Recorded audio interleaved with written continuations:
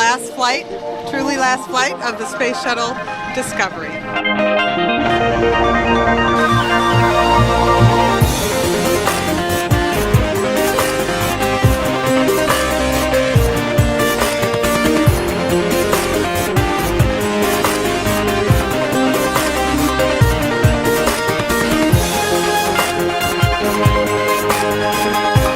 Welcome, Discovery.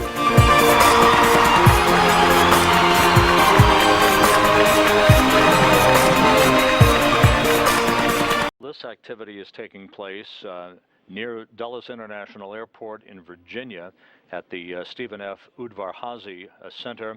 The shuttle Enterprise, the test shuttle that was used for aerodynamic testing back in 1977 as the precursor to the first orbital flights of the space shuttle, is about to depart Udvar-Hazy to be mated to the same shuttle carrier aircraft, NASA 905, that brought the shuttle Discovery to Dulles 2 days ago. Discovery will occupy a permanent residence at Udvar-Hazy, the Smithsonian National Air and Space Museum's Udvar-Hazy Center, for permanent display as a museum attraction. Enterprise, which made its first free flight on top of a 747 carrier jet around the racetrack pattern of Edwards Air Force Base in Rogers Dry Lake on August 12, 1977, will be transported to John F. Kennedy International Airport next Monday, April 23rd, and will be towed by barge up the Hudson River and unloaded from that barge to be placed on permanent display at the USS Intrepid Sea, Air, and Space Museum. A number of military aircraft, in fact, yesterday were moved from the Intrepid to make room for the shuttle Enterprise once it arrives next Monday to take up permanent residence at the Intrepid Museum there. Later today at 10 a.m. Central Time, 11 a.m. Eastern Time, there will be a ceremony at the Stephen F. Udvar-Hazy Center near Dulles, in which NASA will turn over the Fleet Leader Discovery to the Smithsonian Institution for permanent display to thrill and inspire people of all ages throughout its career. One other note on the test shuttle Enterprise that will be backing out of the Stephen F. Udvar-Hazy Center near Dulles International Airport to make room for the shuttle Discovery and its acceptance ceremony later today. Enterprise on its made several what were called active and passive captive flights over Edwards Air Force Base in California in June and July and August of 1977. This is video of the first free flight of Enterprise that occurred on August 12, 1977. Fred Hayes and Gordon Fullerton were at the controls for this 5-minute descent from the back of a 747 carrier jet to a landing on the dry lake bed at Edwards Air Force Base, runway 22 at Edwards, and the end of its first testing, its aerodynamic testing. The other set of astronauts, Joe Engle and Dick Truly, also copy that. Took the controls of Enterprise for a series of free flights during that period of time also. Those two crews, Fred Hayes and Gordon Fullerton, and Joe Engle and Dick Truly, alternated flights as Enterprise set the stage for the first orbital flights of the space shuttle that began back on April 12, 1981, when the shuttle Columbia spread its wings on STS-1 for a 2-day mission with John Young and Bob Crippen at the controls.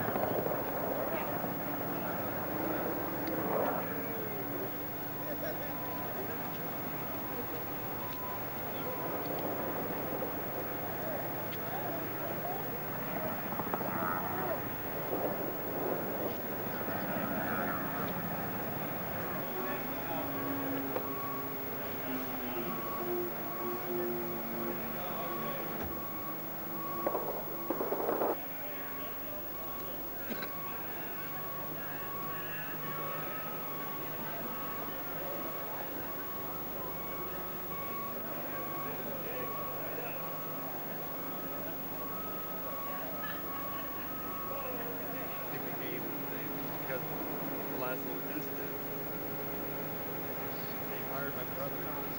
Beyond his capacity. It's dangerous. I know, that's what I think too, but I can be wrong about my brother.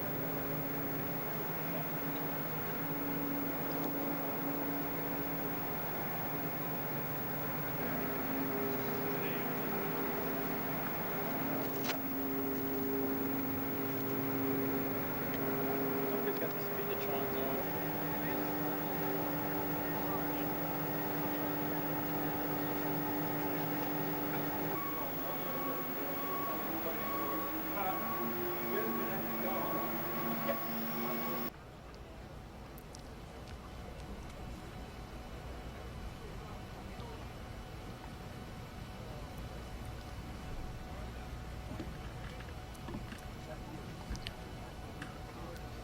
Workers from NASA and United Space Alliance have been here in the Washington, D.C. over the last year helping to prepare Enterprise for this ferry flight to New York,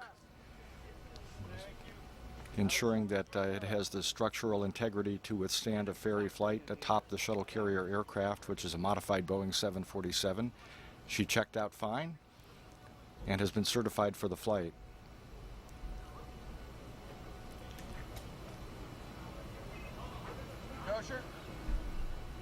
I'm going to leave that. Backing the Enterprise out of the hangar is a slow, meticulous process because the vertical stabilizer that extends into the air is taller than the normal opening of the door, and there's a cutout section that is visible through which the vertical stabilizer will pass very carefully. So this is a slow process until Enterprise is backed completely out of the hangar.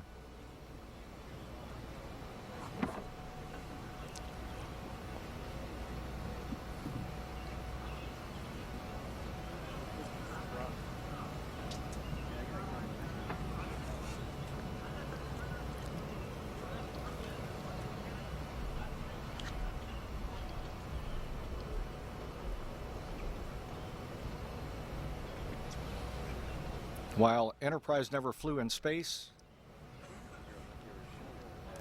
her approach and landing tests and capture flights were very important to learning more about the shuttle, and she also made a number of other flights on top of the shuttle carrier aircraft.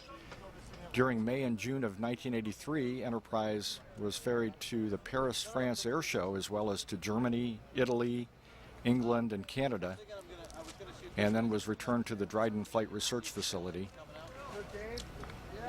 And in the April through October 1984 time period, Enterprise was ferried to Vandenberg Air Force Base in California and to Mobile, Alabama, and from there taken by barge to New Orleans for the U.S. 1984 World's Fair.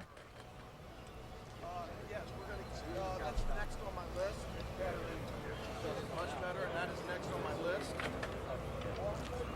Like I said, I'm moving past it towards the 8 o'clock to be 100%.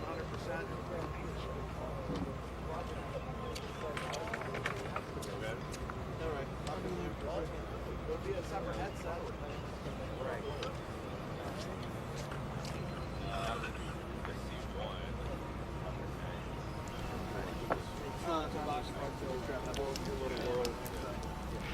I got the voice of God mic there.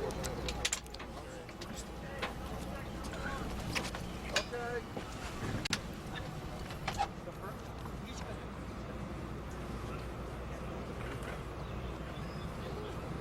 No, nothing. I got two.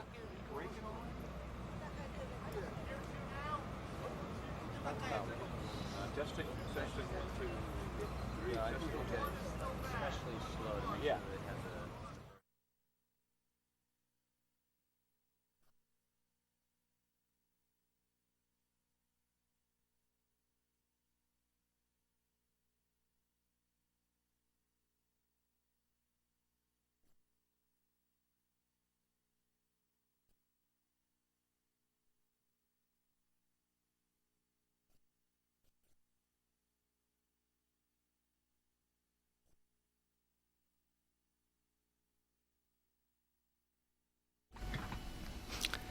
In NASA nomenclature, all of the Space Shuttle orbiters received an orbiter vehicle number, and Enterprise was orbiter vehicle, or OV-101, and of course still remains OV-101.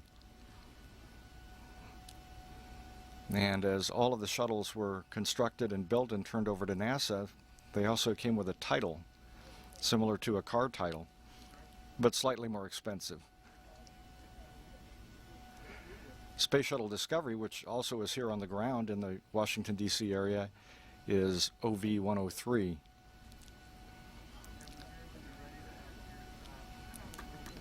Once Enterprise OV-101 is backed out of the hangar and towed to place behind a stage where a ceremony will be conducted later this morning, Discovery will make the same journey from the opposite direction, and the two shuttles, OV-101 Enterprise and OV-103 Discovery, will be joined nose to nose as a backdrop to this magnificent celebration that will occur in the nation's capital as NASA turns over Space Shuttle Discovery to the Smithsonian National Air and Space Museum Stephen F. Udvar-Hazy Center.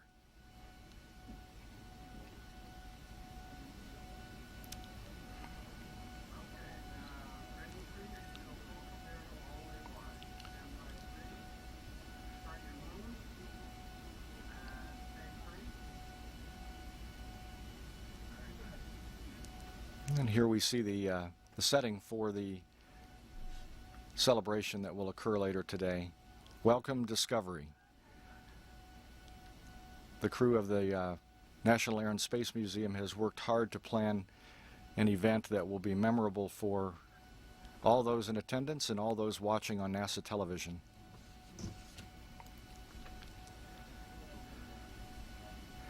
And while the Space Shuttle orbiters no longer will be flying, they will continue their mission to inspire and educate as thousands and thousands of people from around the world have an opportunity to learn from what they have accomplished in museums across the country. Here in Washington, D.C. at the National Air and Space Museum, in New York City at the Intrepid Sea, Air and Space Museum, in California at the California Science Center, where Space Shuttle Endeavour will go later this year, and at the Kennedy Space Center Visitor Complex, where Space Shuttle Atlantis will be on display.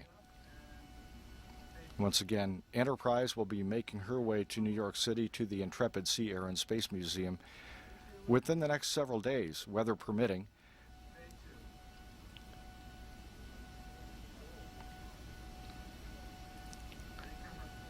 And we see the vertical stabilizer lofting up in the air and clearing its way past the vertical slit in the opening above the main entryway to the space hangar.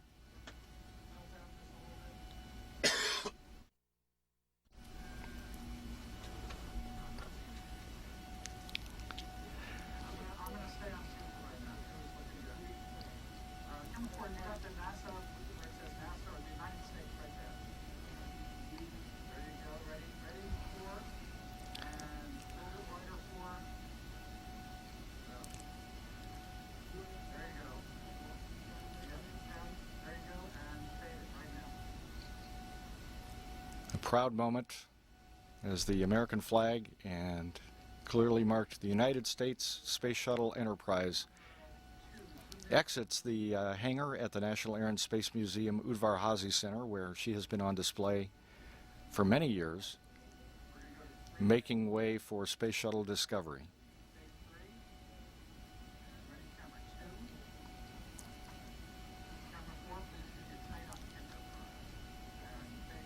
Majestic sight, a Space Shuttle orbiter.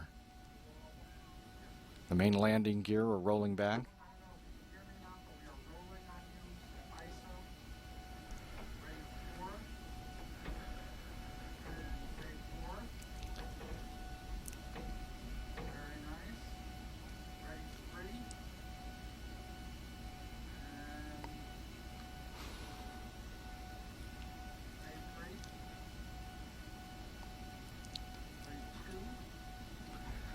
Shuttle Enterprise has a tail cone affixed, covering up where main engines would be, and this will enable more stability and airworthiness once she is mounted to the top of the shuttle carrier aircraft and making her flight to New York City.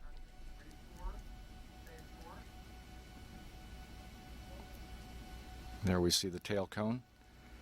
It's a massive structure in many pieces that takes some time to assemble. A very experienced workforce from the Kennedy Space Center in Florida has been here, consisting of NASA and contractor workers, to prepare Enterprise for today and for the next several days as she is lifted by crane to the top of the shuttle carrier aircraft and prepared for the flight to the John F. Kennedy Airport in New York City.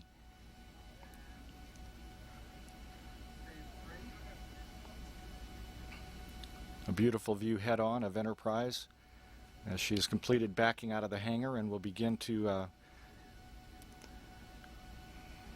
transit a short distance to the location where she will be parked in preparation for today's ceremony.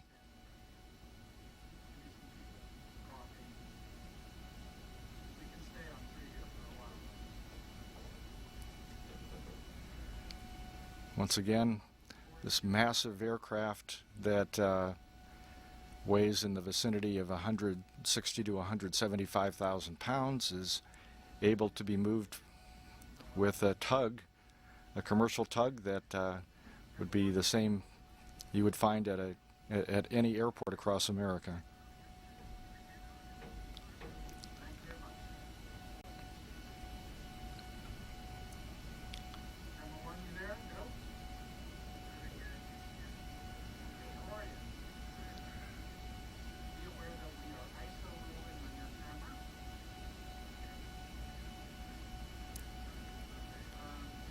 Space shuttles are iconic, very distinctive, unlike any other aircraft.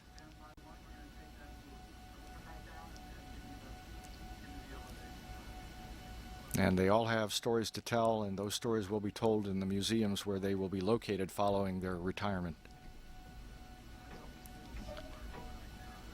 The space shuttles collectively, over 30 years in the program, deployed communication satellites, the Hubble Space Telescope, repaired satellites, constructed the International Space Station, docked to the Russian Mir station, were the location for scientific test beds,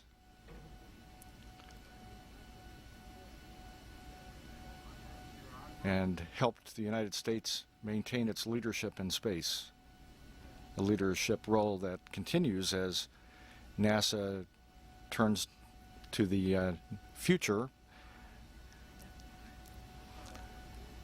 and is working on constructing the largest rocket ever that will take American astronauts farther into space than ever before.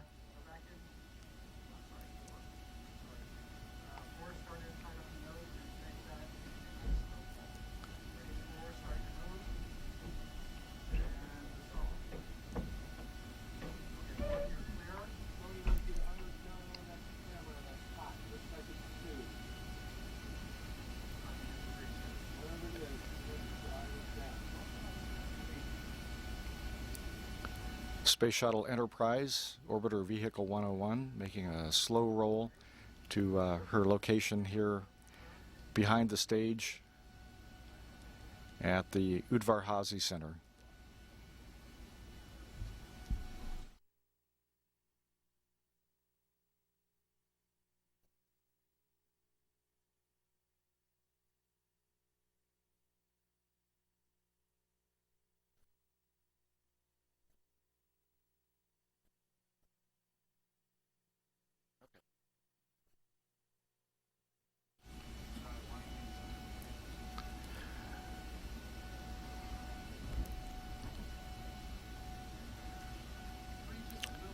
Thousands and thousands of visitors are anticipated to attend the Smithsonian National Air and Space Museum Stephen F. Udvar Hazy Center today for this Welcome Discovery Festival. It kicks off a several-day festival of educational activities, learning experiences, and an opportunity to see Space Shuttle Enterprise and Space Shuttle Discovery nose to nose. And NASA television will be carrying all the key activities today.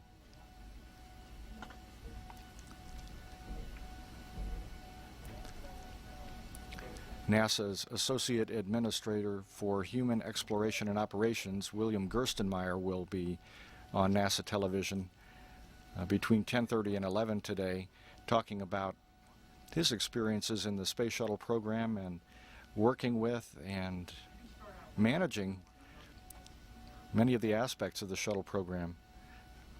And talking about the people with whom he's worked, the amazing workforce that constructed, maintained, and prepared each shuttle for flight, the teams that operated mission control in Houston, the teams that trained the astronauts, and the astronauts themselves. And then at 11 o'clock this morning, the official ceremony will kick off with a host of VIPs and throngs of attendees. The event is open to the public,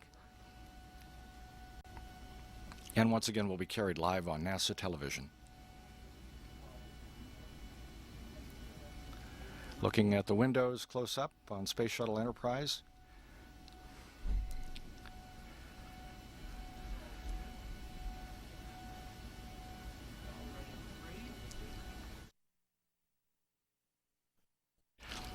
Here's a team of United Space Alliance workers who have been here in the Washington, D.C. area helping to prepare Enterprise and to prepare Discovery. And they will be here again for several more days to prepare Enterprise to fly to New York City. United Space Alliance, the prime contractor for NASA's Space Shuttle program.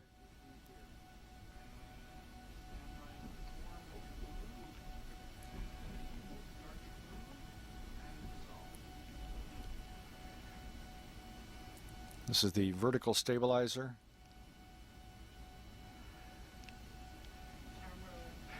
Which can expand with speed brake to slow the shuttle upon landing. It's a marvelous machine.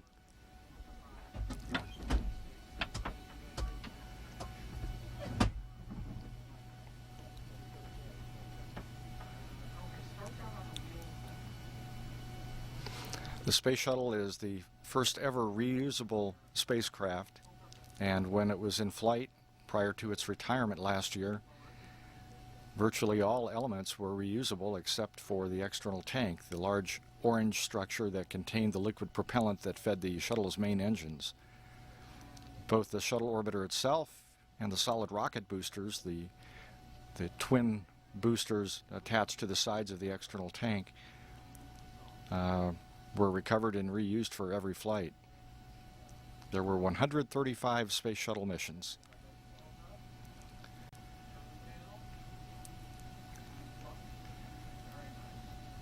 None of which could have happened without the important research that was conducted by this Space Shuttle orbiter here, Space Shuttle Enterprise.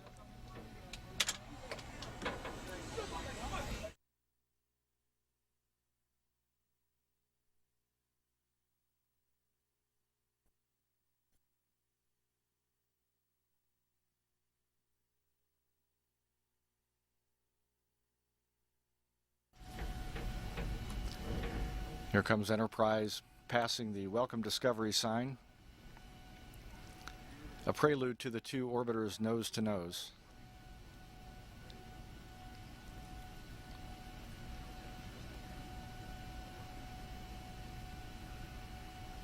There have only been very few occasions when space shuttles have rolled at the same time and been so near each other as they will be today, and never before in the nation's capital.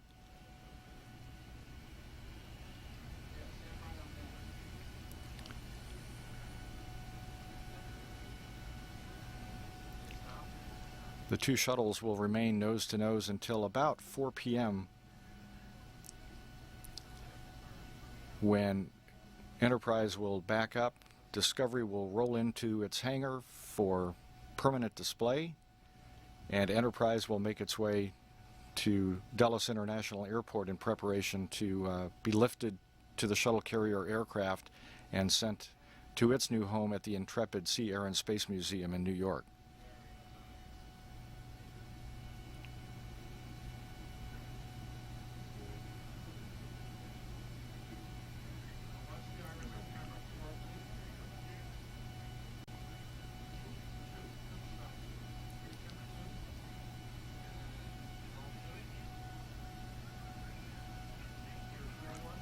A slow, safe roll to ensure that everything goes well as the workers from NASA, the National Air and Space Museum, and United Space Alliance roll Space Shuttle Enterprise into place for today's ceremony.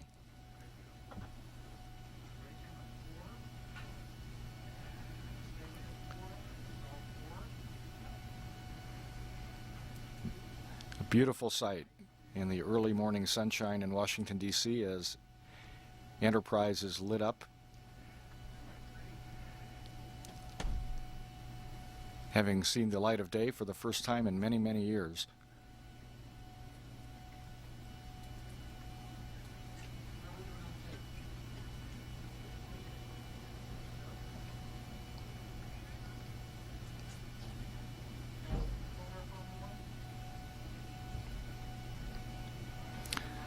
Weather permitting, Enterprise will be affixed to the top of the shuttle carrier aircraft over the next several days and is planned to make its flight to New York City on Monday, April 23rd. Weather forecasters in the Washington area are not predicting pristine weather, however, over the next few days, so those operations will be scheduled to avoid any inclement weather or unsafe weather, and it will make the flight to New York when that work is done, whether it occurs on Monday or not. But as of now, that is the schedule, and NASA expects that that will be maintained until we know otherwise, till we learn otherwise.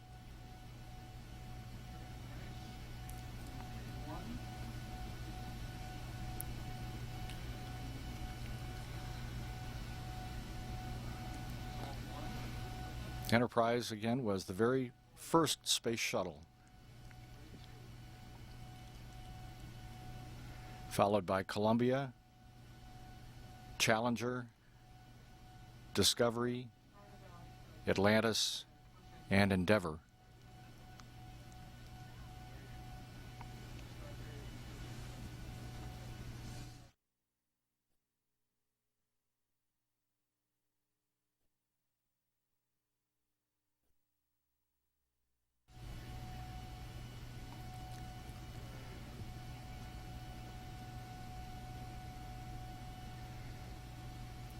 The birthday of Enterprise, when she was rolled out of her assembly facility at Rockwell's Air Force Plant 42 in Palmdale, California, was September 17th, 1976.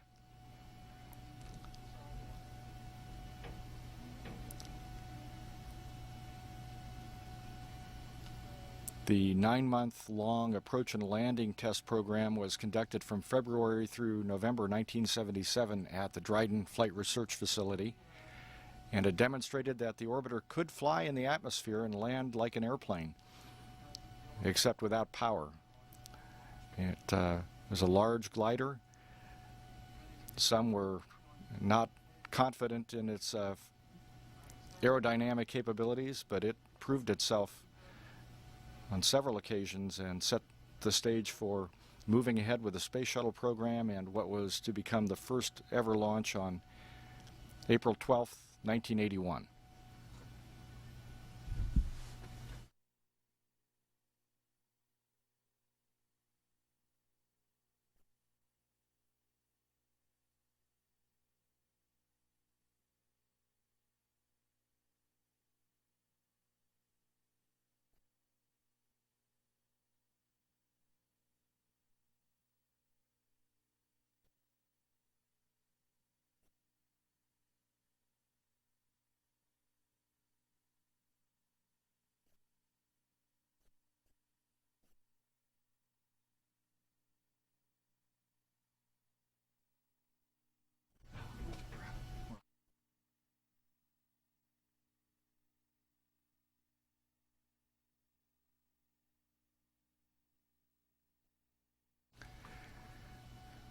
there are a number of NASA astronauts and former astronauts who will be here in attendance today, making their way around the space shuttles. They'll be a part of the ceremony as well. One of the attendees will be one of the original pilots of Enterprise for the approach and landing tests, Joe Engel. Joe also flew Space Shuttle Discovery, the only person to have flown both of the space shuttles that will be here in place today.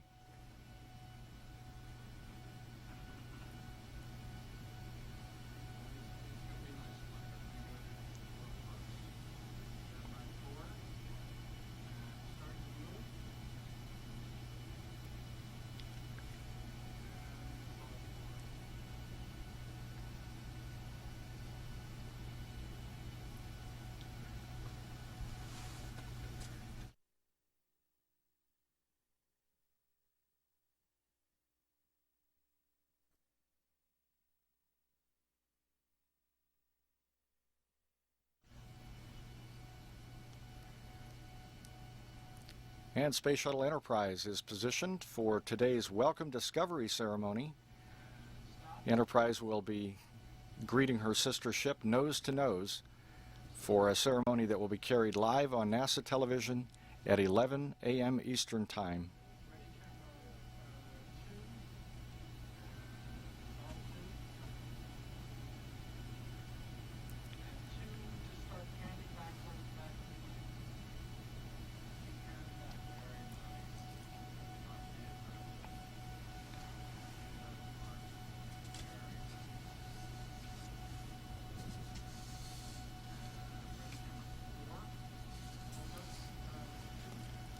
Along with Joe Engel, Dick Truly, Fred Hayes, and Gordon Fullerton all flew the 5 approach and landing test flights that helped demonstrate the ability of the space shuttle to descend and land safely on the runway like a glider.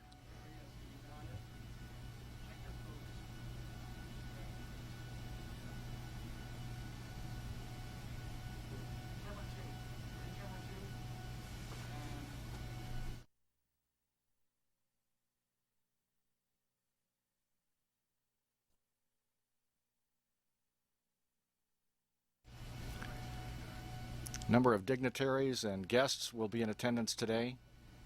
A number of people who have worked on the Space Shuttle program over the years.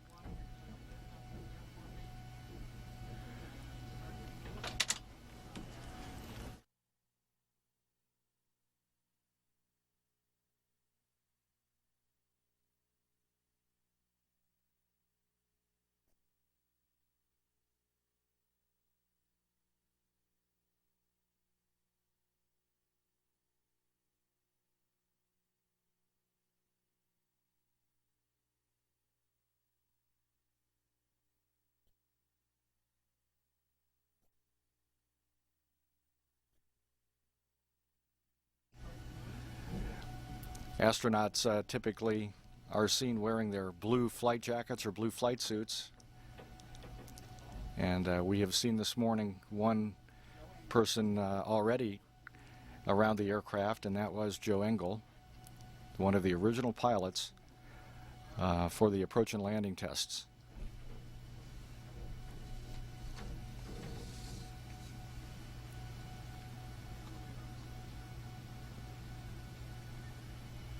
With Enterprise in place, the crowd is gathering. It's a majestic sight, especially to be that close to a space shuttle orbiter.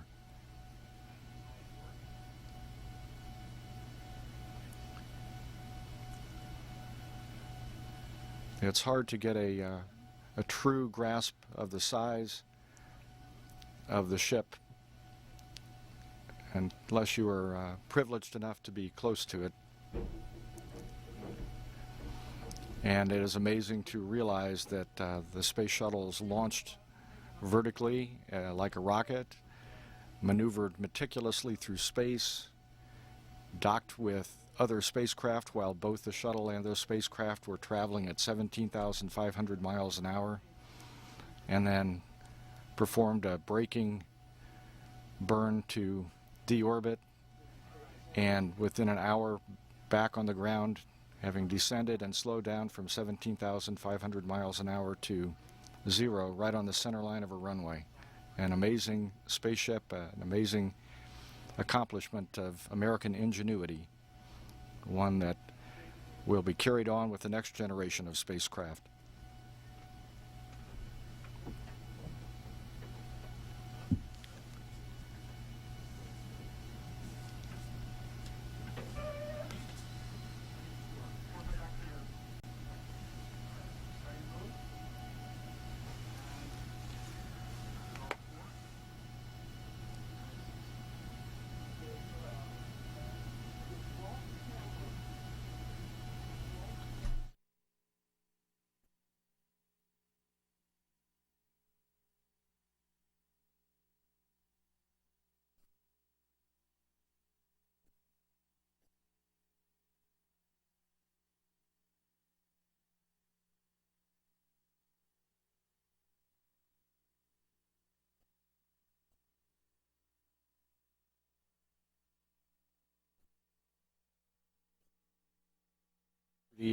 And here we see the setup for the program that will be carried live on NASA television later. Enterprise is in place. To the right of the screen, Discovery's nose will move in place. The stage is set. The transfer of Discovery to the National Air and Space Museum will occur later today. Once again, that ceremony will begin at 11 Eastern on NASA television.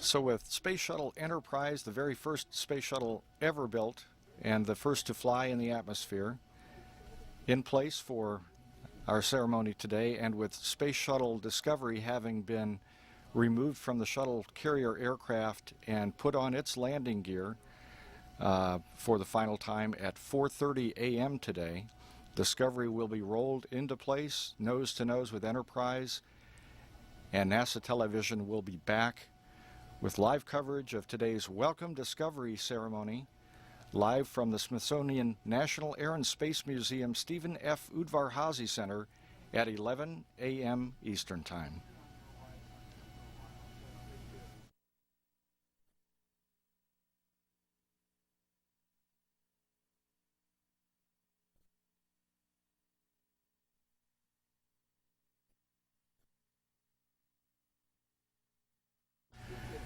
And this concludes NASA television's coverage of Space Shuttle Enterprise backing out from the Udvar-Hazy Center and put in place. Once again, we'll be back with live coverage of the ceremony to welcome Discovery at 11 a.m. Eastern Time.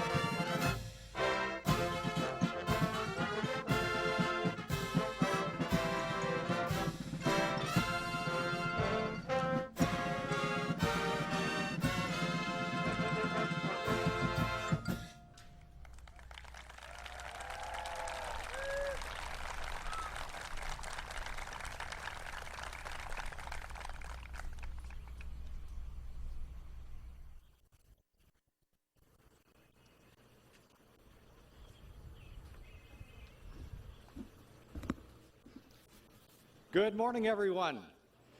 Welcome once again to the Smithsonian National Air and Space Museum Stephen F. Udvar-Hazy Center here in Virginia. We are very pleased to be here today. My name is Michael Curie. I'm with NASA's Office of Communications, and I wanted to be here today in part because I had the honor and privilege to do the launch countdown on the final flight of Space Shuttle Discovery, STS-133, in February of 2011. And at the time, we thought, final mission of Discovery, but it turns out that we were wrong. The mission continues. It's a new mission. It's a very important mission. And the new mission is about to begin with the beginning of the Welcome Discovery Festival, which we are doing here today. And so thank you very much for your attendance, and I would like to ask for your assistance and join me in counting down to today's launch of Discovery. Are we ready? Okay. T-minus 10, 9, 8, 7, 6, 5, 4, 3, 2, 1. And liftoff. Launching Space Shuttle Discovery on her new mission to educate and inspire generations of visitors from all over the world. This is truly an exciting day and a wonderful opportunity to be here. And as we prepare to welcome Discovery, all of you who are Space Shuttle veterans know that the arrival of each Space Shuttle back home is heralded by the sound of twin sonic booms. So as Discovery arrives at her new home, we would like for you to listen carefully for the sonic booms and welcome Discovery.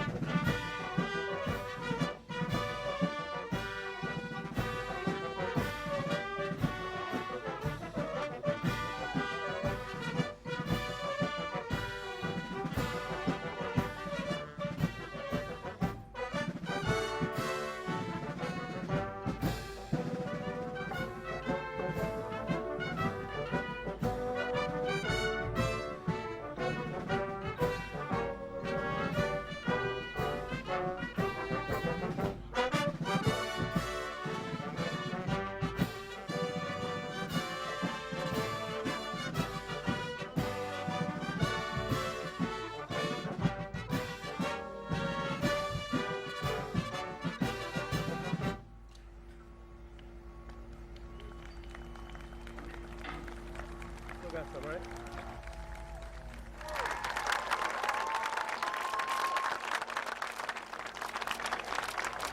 Ladies and gentlemen, please welcome our distinguished panel of presenters.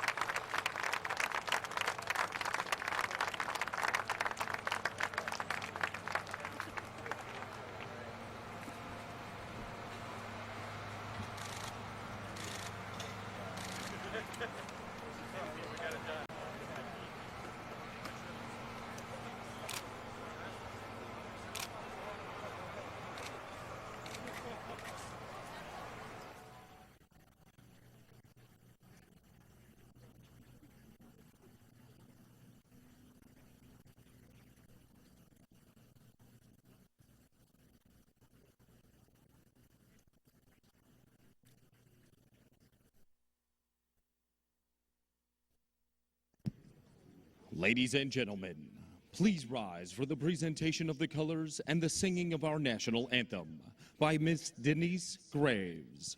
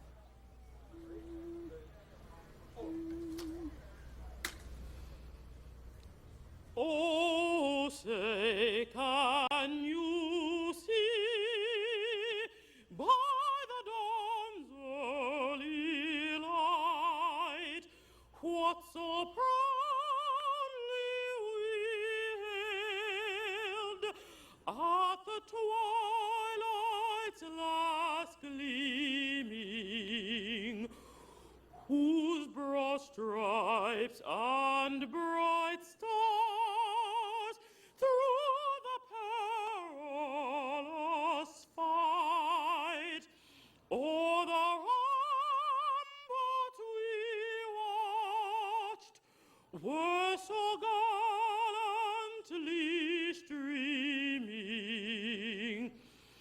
On the rockets with glee, the bombs bursting in air, give proof through the night that our flag was still there.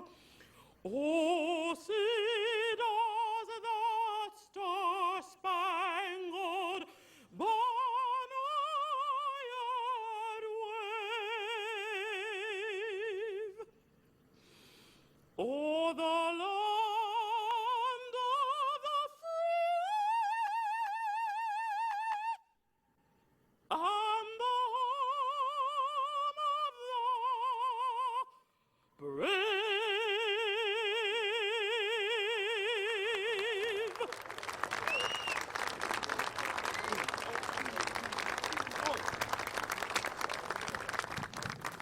The Marine Corps color guard before you is unique. Flanked by 2 Marine riflemen, the Color Sergeant of the Marine Corps, Sergeant Timothy Sprader of Florence, Kentucky, carries our national flag, while the non-commissioned officer to his left carries the official battle color of the Marine Corps. The 54 streamers and silver bands displayed with the battle color commemorate the military campaigns in which Marines have participated. They span the entire history of our nation, from the Revolutionary War to the present.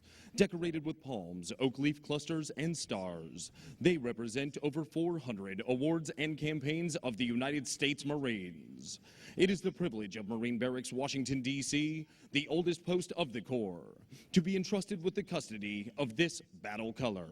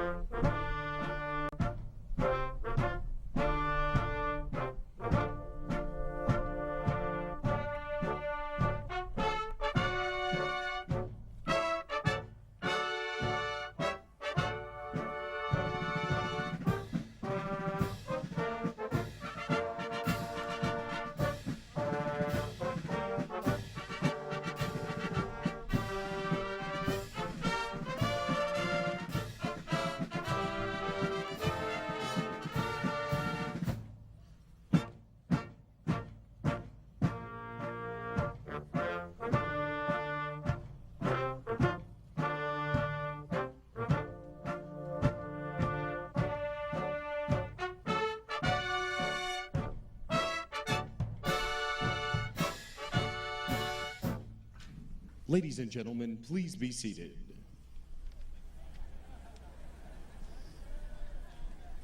In honor of today's historic event, we would like to recognize the dedication and patriotism of all branches of our armed services.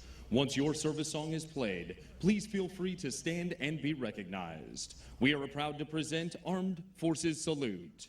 Ladies and gentlemen, here is once again the Commandant's Own, the United States Marine Drum and Bugle Corps.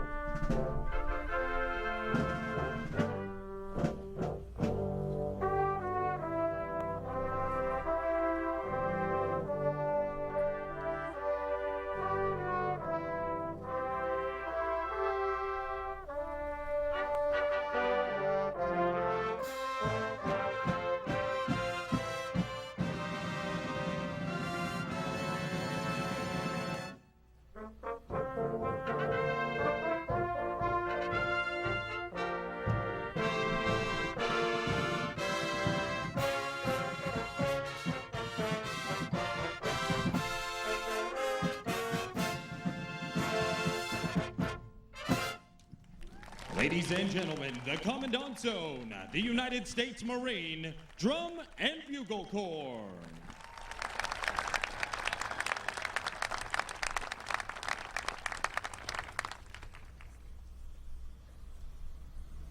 Time.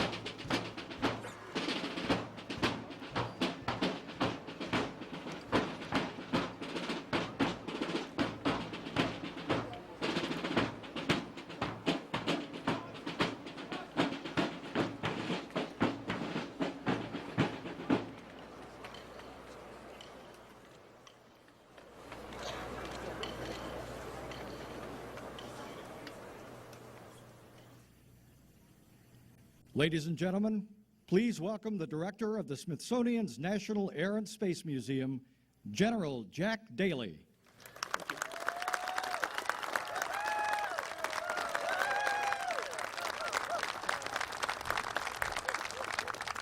Well, if your blood's not moving now, let me know and I'll send a gurney for you. How about another hand for the tremendous performances we've had here by Miss Denise Graves, the Marine Drum and Bugle Corps, and the Color Guard of the United States Marine Corps. Thank you, Denise.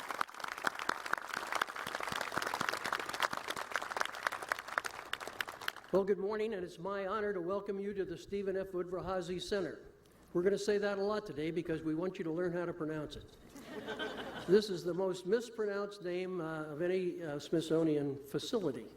So, but we're delighted to have you here today to transfer the Space Shuttle Discovery into America's collection of aviation and space treasures. It's great to see such a large, enthusiastic crowd, and many of you have been standing for several hours, and we realize that, and we're going to keep this program moving. But I hope that the memories you take from today will make it all worthwhile. The Stephen F. Udvar-Hazy Center opened in 2003 in recognition of the Wright brothers' history-making accomplishments at Kitty Hawk a century before. The Wright Flyer is one of the most iconic aircraft in the museum's collection today. And today we will welcome another treasure, one that represents 30-year history of the shuttle program and a symbol of the triumphs of human spaceflight. Achievements in spaceflight are the result of determination, ingenuity, courage, creativity, skill, and that unique quality that we all share, the American spirit. For every major milestone in space history, Americans have participated in the excitement, pride, and optimism of the occasion, and today is no different. Since 1960, NASA and the Smithsonian have worked together to make space objects accessible to the public. Discovery is the latest example of this collaboration. On behalf of the National Air and Space Museum and the American people, I am grateful to NASA for its continuing generosity. It's okay to applaud there, folks.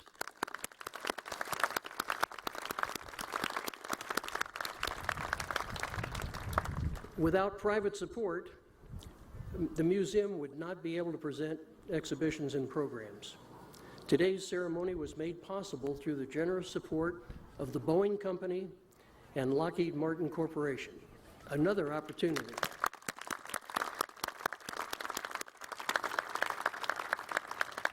To set the stage for the celebration, I would like to introduce a short video produced by NASA.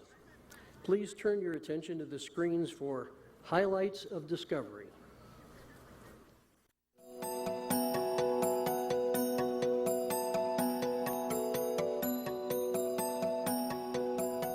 The Space Shuttle Discovery, named for past ships of exploration, was delivered from its Palmdale, California shuttle factory to NASA's Kennedy Space Center in November 1983. Since then, Discovery has lived up to the historic legacy of its name. It flew to space more times than any other spacecraft. In orbit, it released a telescope to probe the universe and a spacecraft to explore the sun. It carried laboratories to study weightlessness and instruments to study the Earth and its atmosphere. Early in its career, Discovery became the first spacecraft to bring a satellite back to Earth. Booster ignition and liftoff of Discovery, making shuttle history and building our future in space. But perhaps even more compelling than the discoveries it enabled in space is the spirit this vehicle has helped humanity discover on Earth. Its missions include flights that showcased how one-time Cold War adversaries can become long-term friends for exploration. Its flights further expanded space travel beyond boundaries of age, gender, and race, counting among those who flew on it the oldest astronaut, the first female shuttle pilot, and the first African-American spacewalker. But above all, Discovery twice proved that America had the will and the determination to persevere and succeed in the face of devastating grief and tragedy, returning America to space after the Challenger and the Columbia accidents. Discovery is the most accomplished space shuttle ever, amounting to over 5,000 trips around the Earth and more than 300 days in space.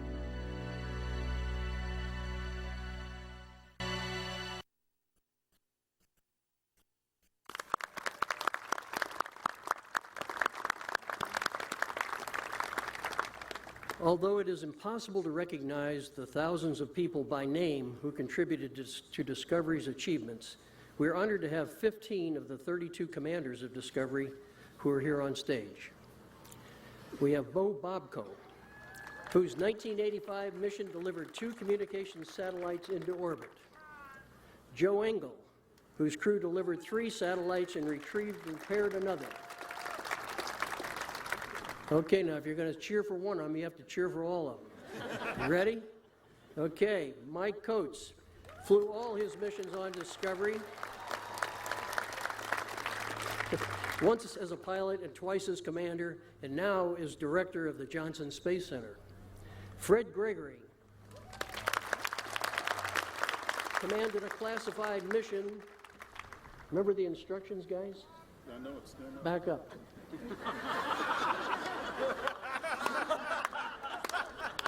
You can tell an astronaut, but you can't tell him much. Bob Cabana, now director of NASA's Kennedy Space Center, served on another Discovery national security mission. Ken Cameron and crew conducted a scientific mission to planet Earth that studied the atmosphere. Got to get these pages here. That's what moisture does for you on a nice morning like this. Well, the rest of you guys just stand up and I'll... Frank Culberson commanded a mission that delivered a communications satellite and did astrophysics research. Charlie Bolden, now administrator of NASA and commanded a mission with a scientific laboratory on board. Stay up, Mr. Administrator. Kurt Brown, the only person to command 3 Discovery missions, including one to service the Hubble Space Telescope. Charlie Precourt led the 9th and final docking with Russia's Mir space station. Doc Horowitz completed the first docking and crew exchange with the International Space Station. Eileen Collins flew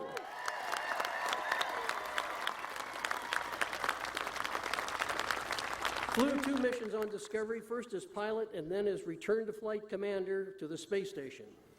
Steve Lindsay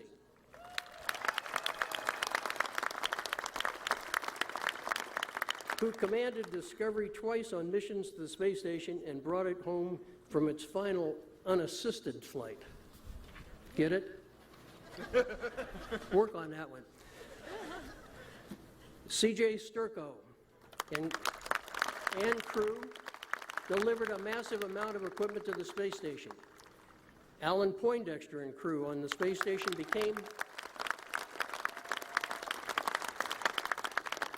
the largest contingent ever in space at one time, 13 people. And also with us, 13 more shuttle astronauts. We welcome pilots Bill Reedy, Don Williams, Joe Allen,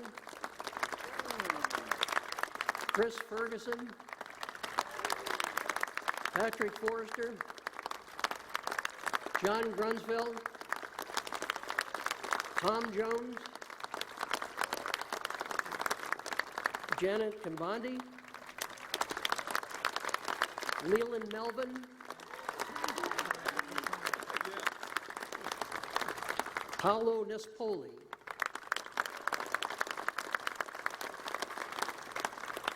Ken Reitler, Steve Robinson, and K.T. Thornton. And now, last but not least, Payload Specialist 2, John Glenn.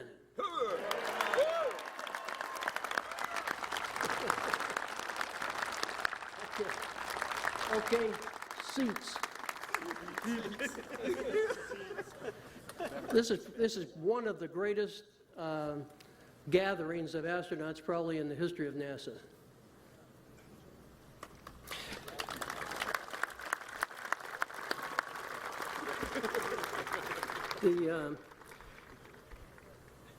The things that they have to do to become an astronaut are incredible. But when you are a commander,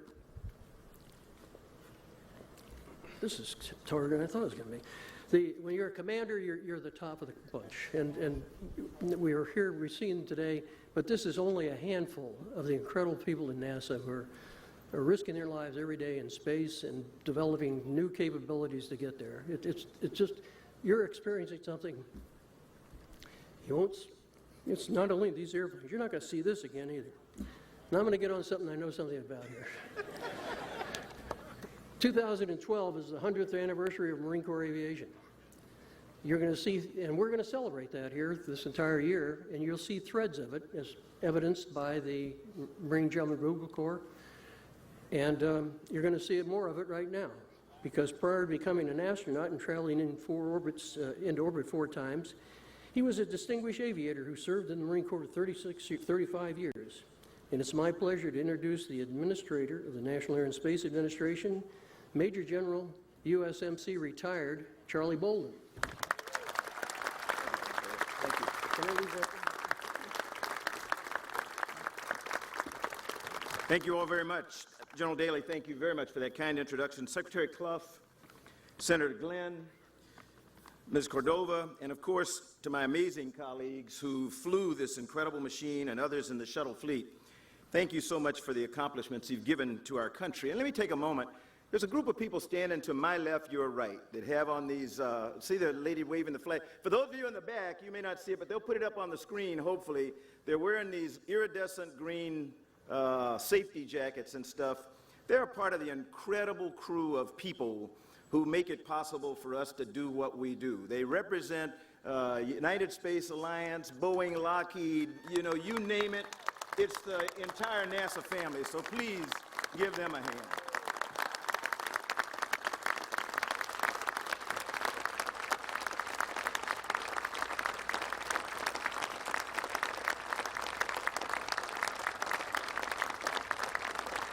And I will tell you, if you want to meet some incredible people and shake their hands and get some stories about where the skeletons are hid, you can talk to that crowd. It's my pleasure to be here today to welcome Discovery to her new home and open the next chapter of her historic life.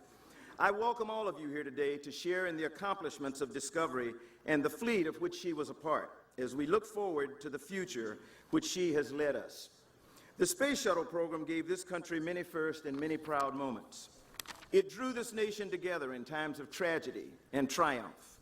We're now happy to share this legacy with millions of visitors in this fantastic venue, alongside other historic air and space craft that have changed our world and helped us turn science fiction into science fact, and realize that what seemed to many impossible dreams. From her first flight in 1984, Discovery flew 39 missions, spent 365 days in space, orbited Earth 5,830 times, and traveled, get this, 148,221,675 miles. Yes, we do keep track of that stuff precisely. I was privileged to fly aboard Discovery twice, first as the pilot of the Hubble Space Telescope deploy mission in 1990. Finally, as commander when we flew for the first time, a Russian crew member, Sergei Krikalev, in 1994. Discovery also visited the Mir space station twice, conducted 2 servicing missions to Hubble, and on her last mission, delivered the first robotic crew member, Robonaut 2, or R2 as we call it, to the International Space Station. And speaking of the International Space Station, when the Coast Guard song was played, the person who stands highest right now but was unable to be seen by you is Captain Dan Burbank, who is a crew member aboard ISS, U.S. Coast Guard. So Dan was with us in spirit. Today, while we look back on Discovery's amazing legacy, I also want to look forward to what she and the shuttle fleet helped to make possible. As NASA transfers the shuttle orbiters to museums across the country, we're embarked on an exciting new space exploration journey, relying on American ingenuity and know-how. NASA is partnering with private industry to provide crew and cargo transportation to the International Space Station while developing the most powerful rocket ever built to take the nation farther than ever before into the solar system.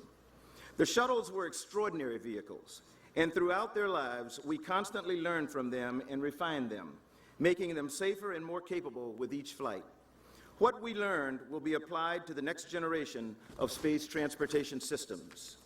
Even now, the shuttle's main engines have been transferred to the Stennis Space Center for early testing for the heavy lift launch vehicle that will take humans farther into space than ever before, to an asteroid and on to Mars.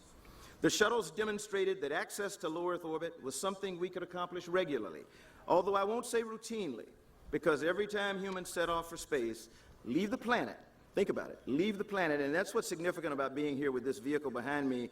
I know we describe it as white, but you'll notice it's charred a little bit. Try going through 3,000 degrees and see if you don't get a little charred, okay? Shuttle showed us that Earth orbit could be an extension of our human biosphere, a place where we could live and work. Ultimately, they helped us construct the International Space Station, where astronauts have lived and worked continuously for more than 11 years now, performing hundreds of experiments that help improve life on Earth and set the stage for exploration to farther destinations. Without the shuttle, there would be no station. And now that unique orbiting laboratory will be our stepping stone to the rest of the solar system. As NASA retired the shuttle fleet, we're transitioning to a new era of exploration, with technology development at the forefront to help us reach higher and leave future generations with greater capabilities. Today, we turn Discovery over to the Smithsonian with great expectation that, as we have always done, NASA will continue to inspire the young people of today and tomorrow to dream of space, to dream of uncovering the secrets of the universe, and take steps to pursue the careers that will make them the exploration leaders of tomorrow. The hope that we leave with you today is that this magnificent flying machine that carried more people to space than any vehicle ever before will be a testament not only to overcoming the human and technological obstacles of the day, but a tangible example that our dreams of exploration, of reaching our higher potential, are always within reach if we stretch for them. To the Smithsonian Institution and to its National Air and Space Museum, I know you will take care of Discovery, as you have the many other space artifacts that you have so wonderfully displayed to tell the story of America's leadership in space for more than 5 decades now. I know my granddaughters, and perhaps someday their children, will be able to stand in awe beneath this great white bird and be reminded again of the bold dreams our nation right now is continuing to pursue, to innovate, to create, and to travel beyond the next horizon. Thanks to all of you for coming out. Now we have a very quick clip that's going to talk a little bit more about the incredible life of Discovery. Roll clip. Space Shuttle Discovery was a shuttle fleet leader, having flown 39 missions, beginning with its maiden voyage on STS-41D in August of 1984 through its final flight on STS-133 in February and March of 2011, during which it delivered the permanent multipurpose module to the International Space Station, along with critical logistics and supplies. Discovery logged a year in space during 39 flights, over 27 years of service, and traveled more than 148 million miles during 5,830 orbits of Earth. All told, the 5 space shuttles logged 500 million miles in space, over 30 years of space flight and 135 missions, and conducted scientific research. Those missions included the delivery of interplanetary probes, the deployment, servicing, and upgrade of the Hubble Space Telescope, and the lasting achievement of the construction of the International Space Station, aboard which we now live and work today. We remember Discovery fondly and wish her well at her new home at the Udvar Hazy Center in Virginia.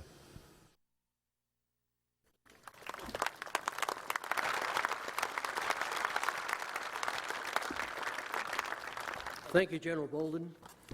Overseeing the Smithsonian with its 19 museums and 9 research centers and extensive global outreach activities is a big job, especially considering the 137 million objects in the institution's collections.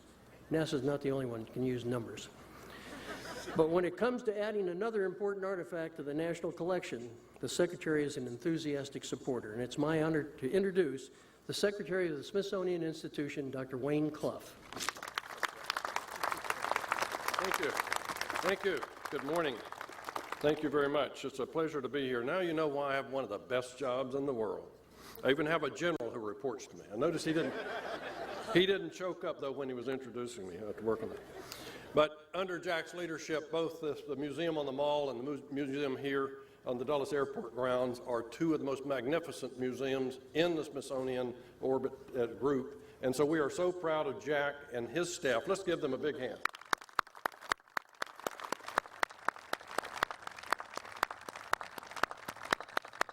We are certainly pleased to be here with NASA Administrator Charles Bolden, and we value, Charlie, our great partnership with NASA and all that brings to us and all to the American people.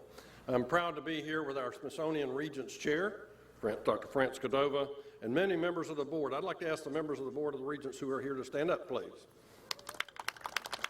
Paul, you can join.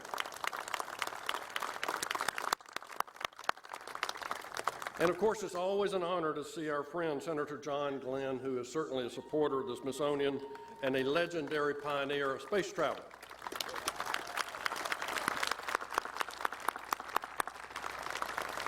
Discovery is just one of the many latest types of artifacts on display here in the National Mall that Senator Glenn used in his personal explorations of space. You can see the fiberglass couch he was strapped in for G training in the Mercury program, or, and I love this one, the drugstore camera he bought and modified to take on his historic flight, Friendship 7. And now this magnificent engineering marvel, Discovery, which will be a centerpiece here at the Udvar Hazy Center. The author F. Scott Fitzgerald famously noted, "There are no second acts in American lives." Senator Glenn vigorously disproved that notion when he reprised his astronaut role on this very shuttle at the age of 77. And now, Discovery begins its own second act as an engine of imagination, education, and inspiration. As Transportation Secretary Ray LaHood said on Tuesday when it landed, that was a wow moment in American history, as thousands on the American Mall and throughout the Capitol stood and cheered as Discovery made its final flight. In 2009, I had the great pleasure of introducing Senator Glenn at the Air and Space Museum's aptly titled John H. Glenn Lecture. We were there to commemorate the 40th anniversary of the Apollo program, and he said something that struck me then. He noted that in 1969, people all over the world said, we landed on the moon. That united all cultures across our planet. Many, of course, if not most of us, have some personal connection to the shuttle program and the Discovery. My own brother Dan was a NASA employee for 30 years, and he worked on the Discovery and the shuttle program from its inception. As president of Georgia Tech, I was touched when astronauts who were Georgia Tech alums brought back flags from space for our archives. 9 of them flew on Discovery. 2 of them were commanders who are right here today, Alan and Doc.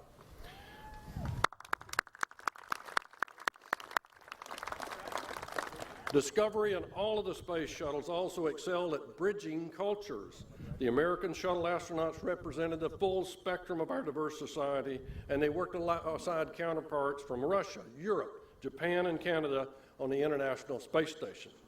The powerful message to young people everywhere still resonates. No matter where you are from, with hard work and dedication, by learning math, science, and engineering, you too might travel to the stars. As Discovery embarks on its new mission, it will continue to teach that lesson. Although millions of people will have the chance to see Discovery here in person, we can reach many more worldwide, as we are doing at this moment through NASA and Smithsonian websites.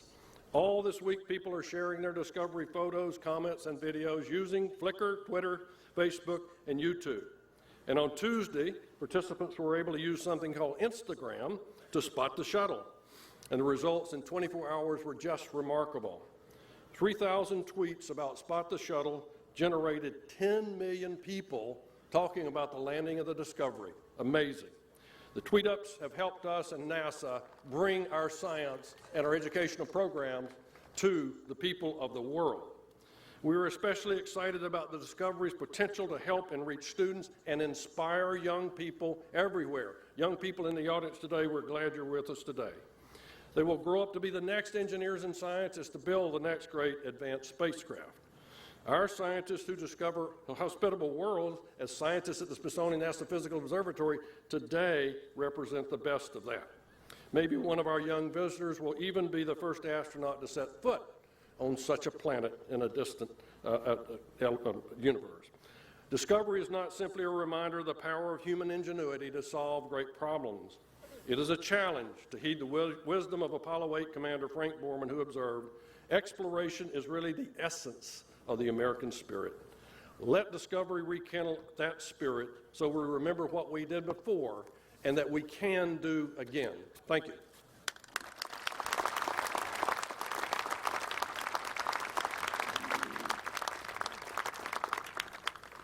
Thank you, Dr. Clough.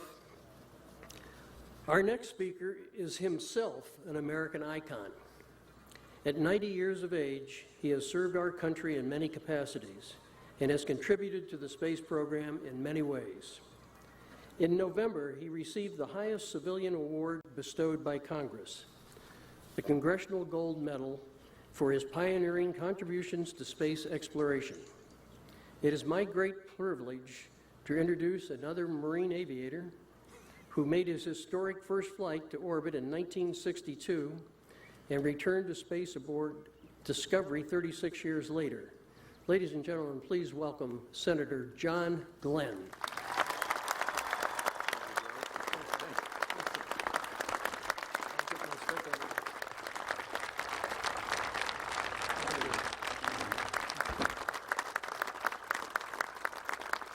Thank you. Thank you all very much. You know, perhaps it started with the pioneers who first lived in this new land, but Americans have always had a curious, questing nature that has served us well. What's over the next hill? What's around the next bend? In the laboratory, if we could just learn how to separate out this chemical, could we use it to do, well, whatever. Explore they did, and it paid off beyond their wildest dreams. They sent out scouts followed by wagon trains that moved to the west over almost insurmountable obstacles of forest, mountains, rivers, deserts, and weather. Sometimes there were losses, but they pressed on. A good day's trip for a wagon train was about 10 miles as they made the 6-month journey to Oregon or California. Now, Discovery, behind me here, Discovery in orbit could travel that 10 miles in just 2 seconds, albeit at a little higher altitude. Meanwhile, new science breakthroughs were changing our nation. In the early 1880s, railroads replaced wagon trains. Gasoline engines brought on automobiles. And just 23 years after the last wagon train, the Wright brothers flew at Kitty Hawk in 1903. But for tens of thousands of years, people looked up at the blue sky by day and the stars and moon by night and wondered what was up there.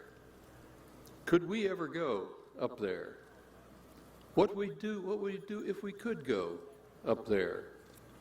There seemed to be, again, almost insurmountable odds against that ever happening. But we must count ourselves among the most fortunate people of all time to be living when we could realize that ages-old dream to finally go up there. As we made suborbital then orbital flight in 1962, just 59 years after Kitty Hawk. Mercury and Gemini developed our abilities, followed by Apollo, and Neil Armstrong's never-to-be-forgotten, first ever footprints on someplace other than Earth. We transitioned from Apollo to a new vehicle, the Space Shuttle, which was intended to broaden opportunities for orbital activities, and it certainly did. Space Shuttle Discovery is the star. It has the most extensive record of all the shuttle fleet.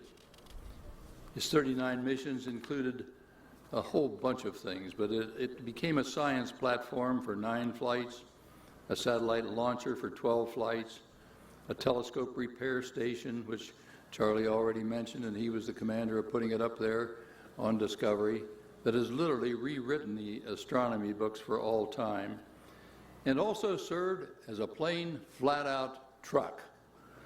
It was the first space station delivery truck.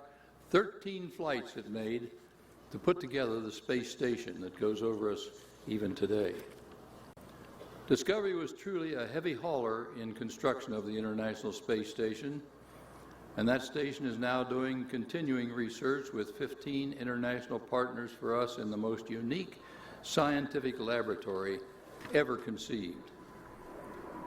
The unfortunate decision made 8.5 years ago to terminate the shuttle fleet, in my view, prematurely grounded Discovery and delayed our research, but those decisions have been made and we recovered, and now we move on with new programs and possibilities unlimited.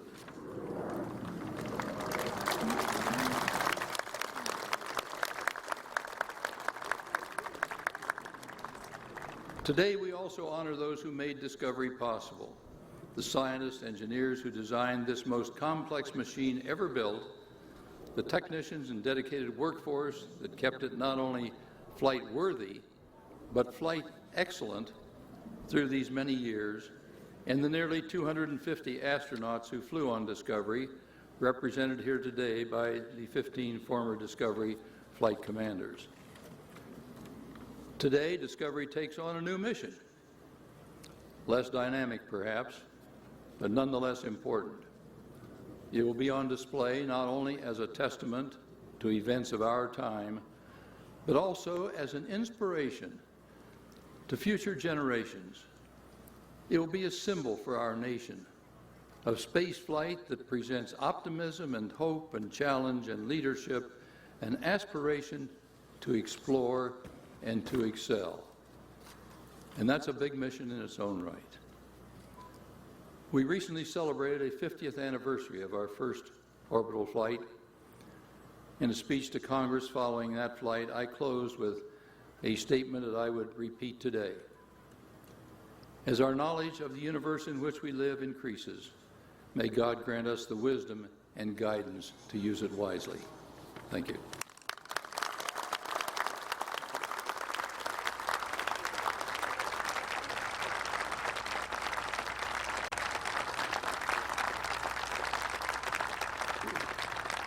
Thank you, Senator Glenn.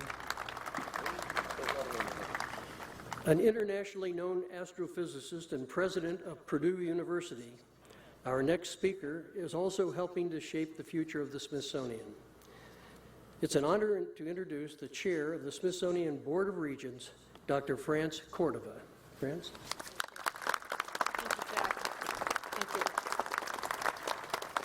Thank you, General Daly. On behalf of the Smithsonian's Board of Regents, I'd like to add my welcome to Senator Glenn and the crews of Discovery, our colleagues from NASA, and all our guests here today. Thank you for your support of the Smithsonian, your support of NASA, and your support of our American values of freedom, exploration, and, yes, discovery.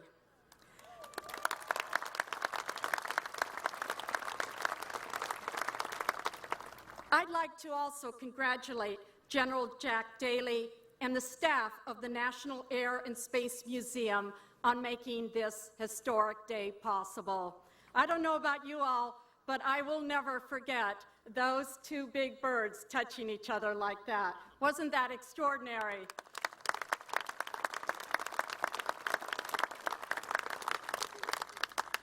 I am particularly pleased to be here today, not only in my capacity as chair of the Smithsonian's Board of Regents, but also as a former chief scientist for NASA and as president of Purdue University, where one of our goals is launching tomorrow's leaders.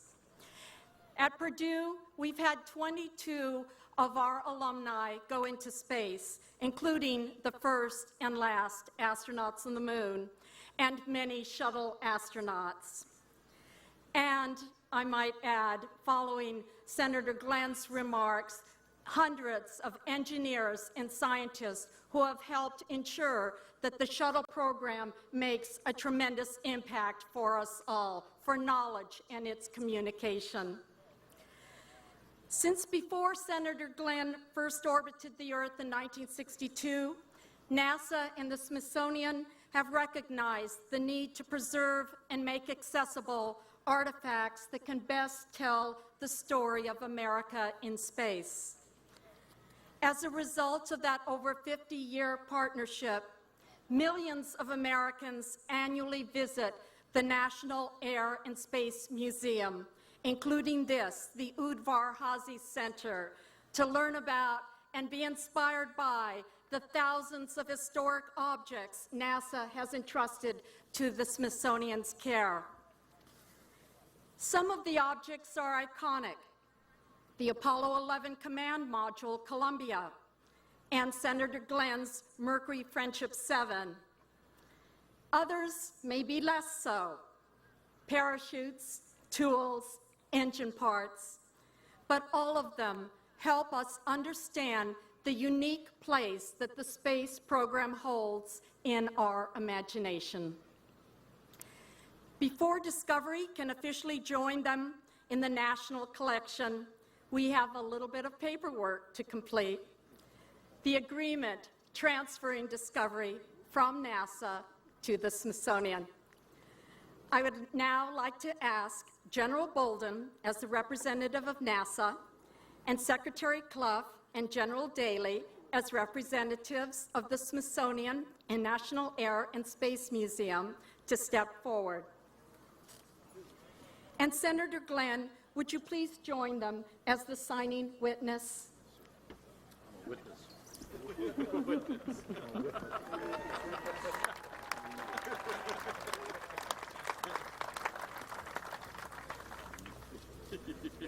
sure they don't screw it up.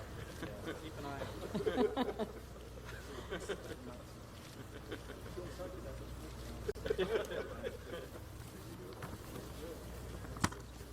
It's done. Charlie.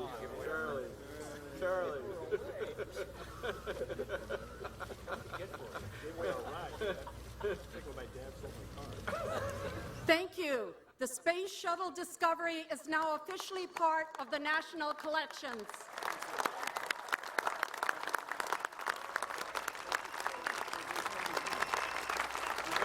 Thank you. Get over, side. Please give me the pen to keep. Oh, that's great.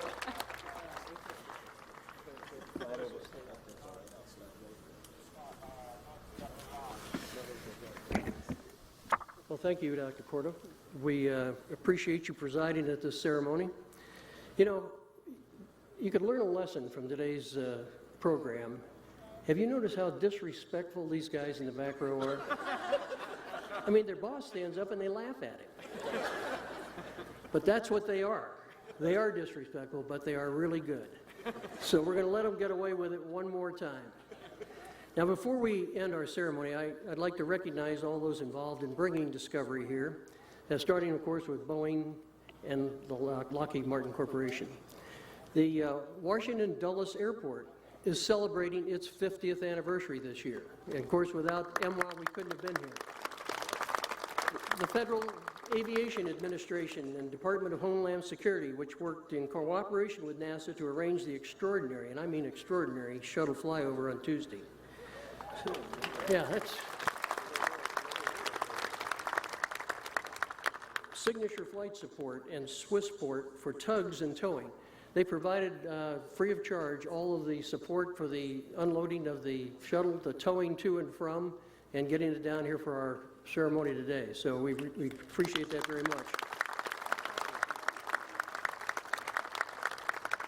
In addition, we welcome the Discovery Family Weekend this Saturday and Sunday, made possible by the McDonald Corporation.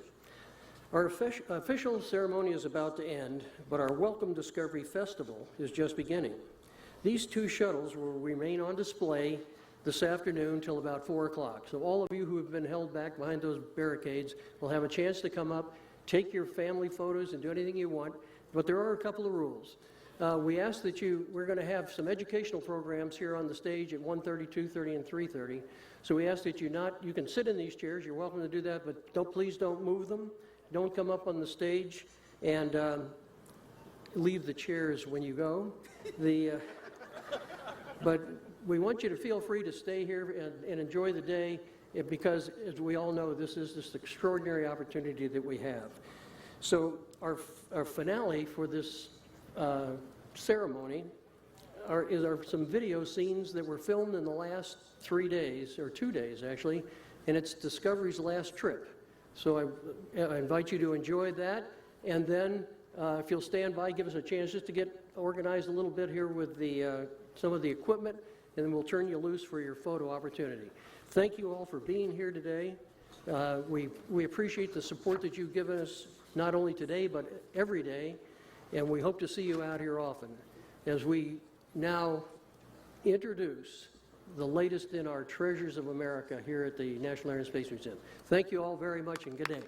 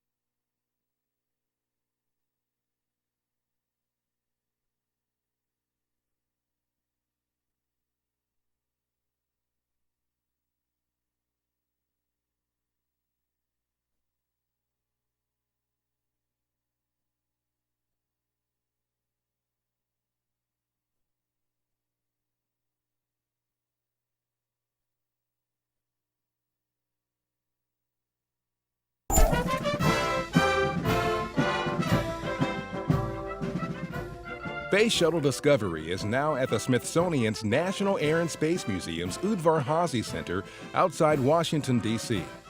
NASA's most flown shuttle was given the red carpet treatment in a special multi-day Welcome Discovery celebration at the facility, highlighted by a special one-hour telecast on NASA TV. Today, we turn Discovery over to the Smithsonian with great expectation that, as we have always done, NASA will continue to inspire the young people of today and tomorrow to dream of space, to dream of uncovering the secrets of the universe, and take steps to pursue the careers that will make them the exploration leaders of tomorrow. Here's a look at the precise process of getting the orbiter from NASA's Kennedy Space Center in Florida to her new and permanent home at Udvar Hazy. I'm not going to lie to you, feeling a little sad, because I think it's like, watching somebody leave home. Space Shuttle Discovery began a new mission as it left NASA's Kennedy Space Center in Florida, destined for the Smithsonian's National Air and Space Museum Udvar Hazy Center outside Washington, D.C. Discovery's flyout from Kennedy on Tuesday, April 17, 2012, began several days earlier when the shuttle, equipped with an aerodynamic tail cone over its three main engines, was rolled out of the cavernous vehicle assembly building for the last time. It was towed about 2 miles to the shuttle landing facility, where NASA's shuttle carrier aircraft, a modified 747, was already waiting. Technicians who had prepped shuttles many times before for cross-country ferry flights once again took their stations inside the mate-demate device at Kennedy to carefully hoist the 83-ton Discovery and place it gingerly on the 747. The combination was pushed away from the steel stacking structure and spent the day as the center of appreciation for employees and NASA officials who came out to see the spacecraft one last time in its operational environment. Some of the astronauts of Discovery's last mission, STS-133, came back to Kennedy to see the shuttle's departure.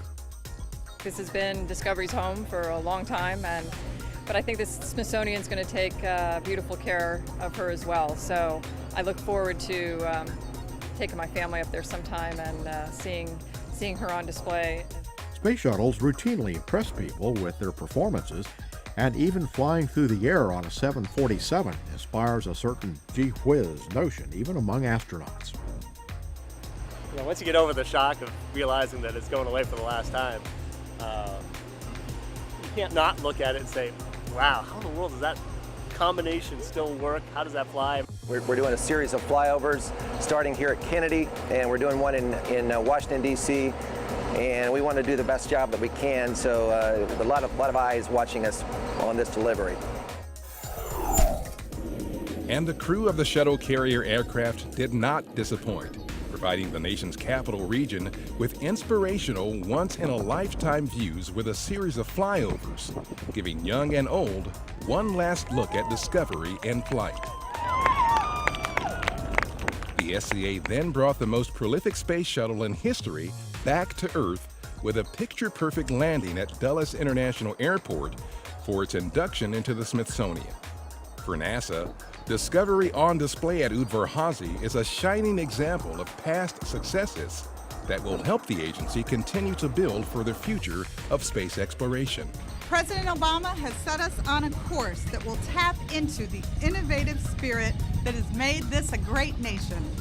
It will allow us to more fully utilize the International Space Station and to explore farther than ever before with humans, first to an asteroid and then on to Mars.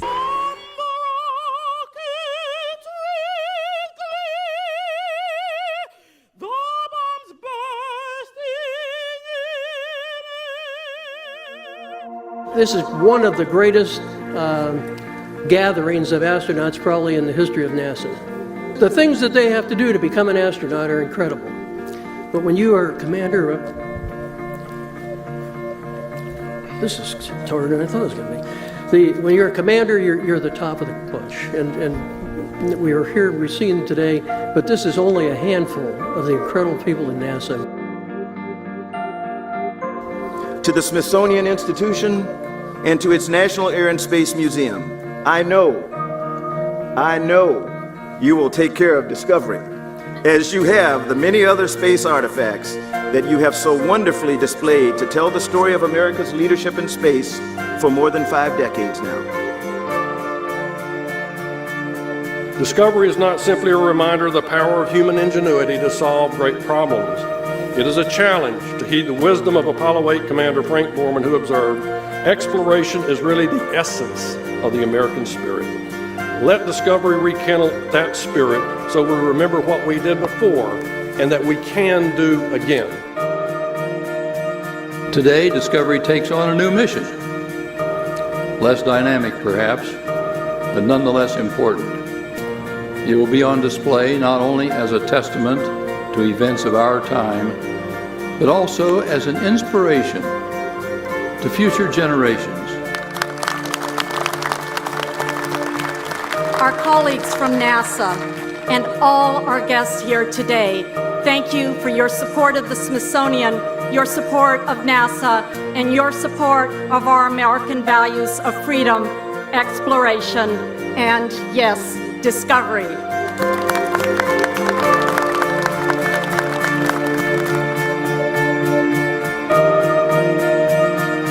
The Space Shuttle Discovery is now officially part of the National Collection.